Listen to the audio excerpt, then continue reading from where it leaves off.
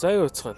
Энэ удаагийн видеогоор Америкт амьдрах байраа хайхтаа ашигладаг олон төрлийн вебсайт аппликейшн байдгуудаас зөвхөн нэгийг нь танилцуулъя. За энэ бол Redfin нэртэй аппликейшн. За энэ аппликейшны хамгийн гоё юм нь би энэ хавьд амьдрмаар байна гэх юм бол ингээд зураа тойрог үүсгээд хүрээгээ тогтоочдог. Эсвэл хайлт хэсэг дээр нь Чикагогийн дагуулууд тулах бас олон монголчууд амьдардаг Arlington Heights нэртэй хотыг сонгож аваад түрээсийн төрлийг нь сонгоод үнийг нь болохоор сарын $1500 доош гэж сонгоод за 1-2 өрөө тэгээд дээрээс нь апартмент болон кондо гэж сонгочих. Тэгэхээр энэ хавьд хэр олон байр гарч ирэх нь харъя. Ер нь бол ганц хот биш олон хотуудыг сонгоод хайсан ч болно.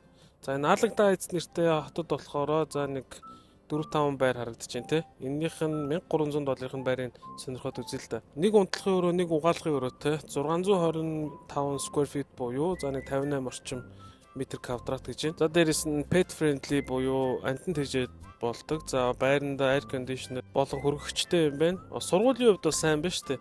Бага сургууль нь 7, дунд сургууль нь 7, ахлах сургууль нь 9 гэж байна те. Анид 11-оос.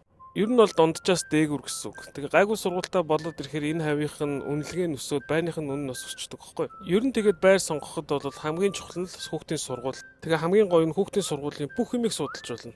Нийтдээ хэдэн сурагчтай, хэдэн багштай, нэг багшид хэдэн сурагч оногддог. За тэгээд сурагчдын хэдэн хувь нь цагаан, хэдэн хувь нь хар, хэдэн хувь нь Мексик, хэдэн хувь нь Аз. Шар хүүхдүүдийн сурлагын дүн нь хэдийн, Аз хүүхдүүдийн сурлагын дүн нь хэдийн, Мексик хүүхдүүдийн нь хэдийн. Өөр вебсайт руу орж жоод энэ хавьд гэмт хэрэг гардыг, гэмт хэргийн бүртгэлтэй хэдэн хүн байдیں, аль хавьд байдیں. Гэх мэтчлэн ер нь сайн судвал бүх л юм байж болно.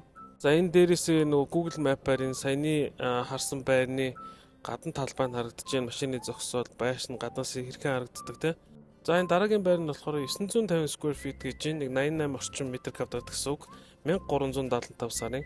Би ер нь хамгийн хямдхан байрнуудын жишээ олгож харуулж байгаа шүү. Тэгээд энэ байр таалагдаад үзмээр санагдах юм бол тэр дээр харагдаж байгаа дугаарлуу нь холбогдоод цаг аваад байраа үзэж болно. Америкт ирж суурьшгаар төлөвлөж байгаа хүмүүс энэ мэтийн анхан шатны мэдээлэл авах хүсэх юм бол миний хаалттай групп руу ороорой.